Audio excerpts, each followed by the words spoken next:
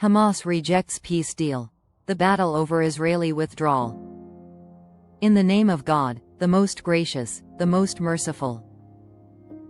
The proposed international peace agreement, reportedly drafted under the auspices of Donald Trump, has been definitively rejected by Hamas. International media, including the BBC, has confirmed this rejection. Hamas asserts that the plan is entirely focused on Israeli interests and offers nothing substantial for Palestinian rights. Hamas has demanded fundamental amendments, centering on three key conditions: the complete exit of all Israeli military forces from Gaza.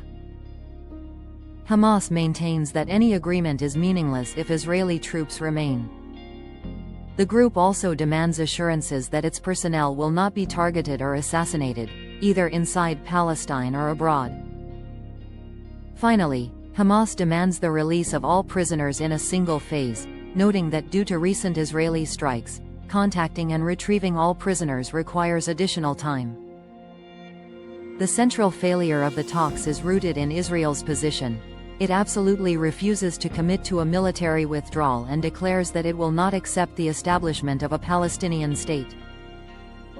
Prime Minister Netanyahu has openly shaped the deal to his preferences, explicitly demanding that the U.S. leadership exclude the military withdrawal clause. This stance has caused significant anxiety among the Israeli public and the families of their own hostages. Netanyahu has threatened a large-scale military operation should Hamas fully reject the agreement, vowing not to back down afterwards. The broader context is humanitarian and political. Hamas argues the agreement is insufficient when Israel has killed hundreds of thousands, destroyed infrastructure, and prevented aid from reaching the displaced population. The army's continued presence is viewed as an extension of the Greater Israel Expansionist Project. Internationally, Qatar has secured an extraordinary, signed deal with the U.S. that an attack on Qatar would be considered an attack on the United States. One would question the sincerity of this pledge, sarcastically noting the absurdity of the U.S. potentially shooting down Israeli F-35 fighter jets, which the U.S. supplied, to defend Qatar. A sustainable ceasefire is impossible as long as the expansionist project remains in force.